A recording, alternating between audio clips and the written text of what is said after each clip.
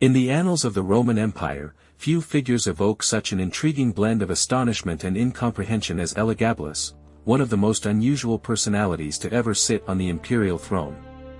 While his name may not be as widely recognized as the infamous Caligula or Nero, Elagabalus's reputation, inextricably linked with unparalleled luxury and boundless debauchery, was equally, if not more, extreme.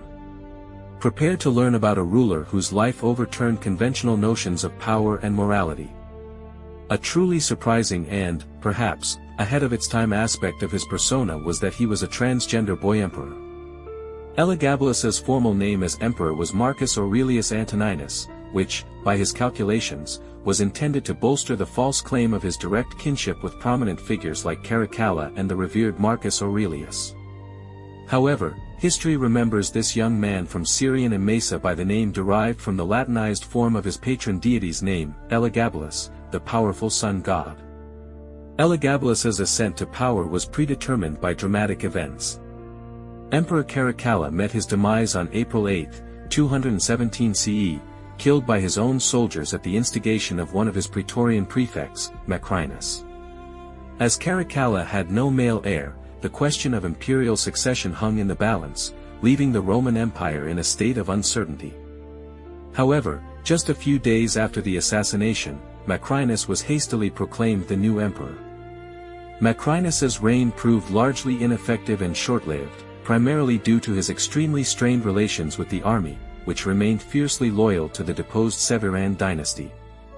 One of Macrinus's most telling failures was the resolution of the conflict with the powerful Parthian Empire, initiated by Caracalla. This conflict was settled on terms highly unfavorable to Rome. This decision was made partly due to incessant pressure from discontented soldiers and partly due to Macrinus's apparent lack of military experience required to conduct an effective campaign against the skilled Parthian warriors. All these factors created fertile ground for the emergence of a new, completely unexpected figure on Rome's political stage. The priestess Empress Julia Maesa, sister of Julia Domna, Caracalla's mother, informed the soldiers that Caracalla had inappropriate relations with her daughters, and that one of her sons, Elagabalus, she claimed, was Caracalla's son. A rumor spread that the elderly woman was prepared to offer significant resources to the soldiers if they supported her family's return to power. And on May 16, 218 CE, soldiers of the Legio III Gallica proclaimed the 14-year-old boy emperor of Rome. According to Cassius Dio, it was Elagabalus's patron grandmother, who served as a mentor to him, who facilitated the rebellion's inception. In any case, it appears the uprising was supported by certain local elites of Emesa and the aforementioned soldiers. Elagabalus's forces achieved victory over Macrinus near Antioch in Syria. The battle was evenly matched until Macrinus lost his composure and fled the battlefield. He reached Asia Minor before a centurion sent in pursuit caught up with him, ending his reign and making Elagabalus the youngest sole emperor of Rome at that time. He was just 14 years old then. Both of our primary sources, Herodian and Cassius Dio, mention speculations about Elagabalus's kinship with Caracalla, though these claims are not historically confirmed. Nevertheless, such assertions significantly influenced his legitimization before his ascension to the throne. Prior to this, his primary role had been serving as the high priest of a unique cult dedicated to the god Elagabalus, worshipped in the form of an unshaped stone. Such foundations did not constitute a traditionally strong basis for imperial claims. Although Roman religious practice often allowed for the adoption of new deities, most ancient accounts of his reign focused on the unusual nature of the cult and the distinctive features of his personal behavior.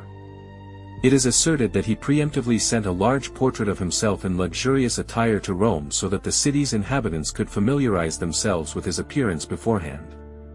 Herodian reports that Julia Maesa expressed significant concern and repeatedly tried to persuade the young man to wear Roman attire during his entry into the city for his Senate visit.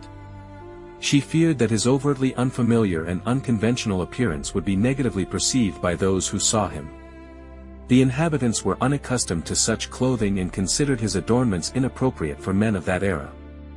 In Rome, he daily conducted grand ceremonies in honor of Elagabalus, accompanied by the sounds of cymbals and drums. He and his female companions wore Phoenician robes, and he demanded that high-ranking political and military officials dress similarly and participate in the rituals, using special cult objects in golden bowls. This naturally caused considerable disapproval and tension in the Senate's relationship with their new ruler.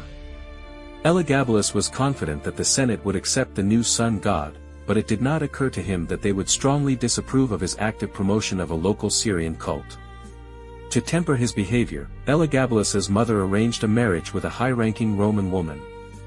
However, she was dismissed so that Elagabalus could marry a Vestal virgin, which was considered a profound violation of Roman traditions.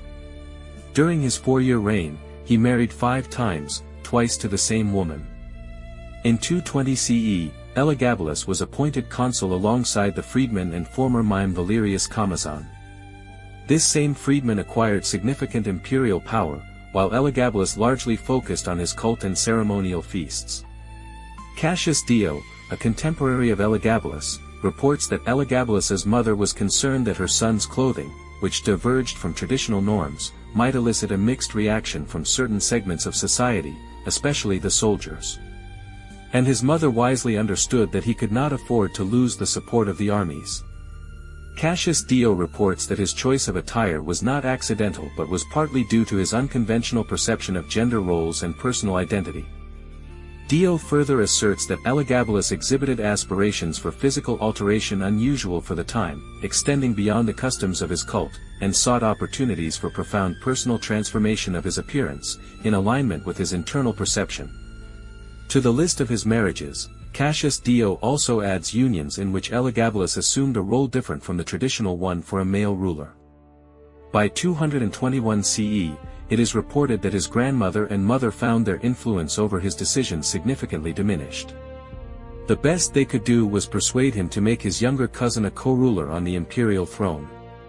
Thus, Julia Mamaea's son was adopted under the name Marcus Aurelius Alexander in late June 221 CE. Although Elagabalus was only a few years older than his cousin, the Senate ratified the adoption, recognizing the unique and unusual nature of the situation.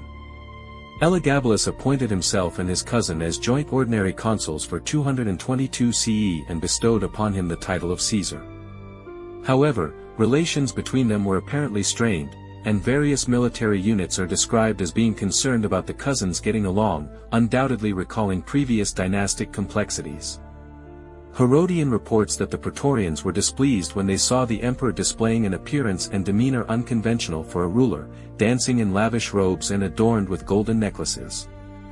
They were more favorably disposed towards Alexander and expected much from the young man, who was so properly and modestly raised. They constantly monitored him. They suspected that Elagabalus had intentions that raised concerns about Alexander. His mother did not allow her son to touch food or drink sent by the emperor, and Alexander did not use the services of cupbearers or cooks working in the palace. Of all those in their service, only those chosen by his mother, those who seemed most trustworthy, were permitted to handle Alexander's food.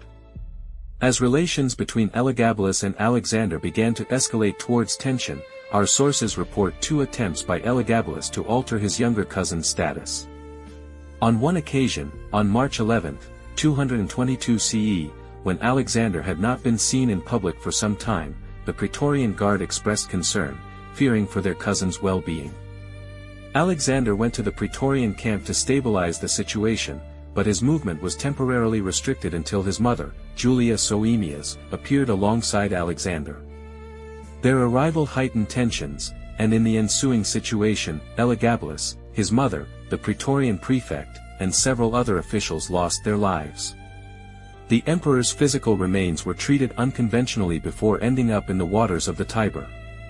His cousin, barely a teenager, was declared sole emperor, adopting the name Marcus Aurelius Severus Alexander. Elagabalus's memory was subjected to an official damnatio memoriae, and several images, including his lifetime statue of Hercules, now in Naples, were recarved with Alexander's face. The figure of Elagabalus has long been characterized by a blend of fact and fiction. Numerous layers of representations, formed around the historical core even in antiquity, have made a clear understanding of this 3rd century emperor difficult. Where does historical reality end and imagination begin? However, One thing seems clear: he intended to place a new, untraditional deity for Rome at the head of the Roman pantheon. In many other areas, besides religion, his reign was characterized by continuity rather than change. The empire was still in a period of relative peace and stability, which would begin to face serious challenges under Severus Alexander with the first clashes with the Persians. This also attests to the continued effectiveness of Rome's administrative apparatus, which still functioned despite the actions of some rulers who occupied the throne in recent years, raising questions about their effectiveness. Therefore, we must be cautious not to overstate the exceptional status of the years 218 to 222 CE in the broader context of Roman imperial history.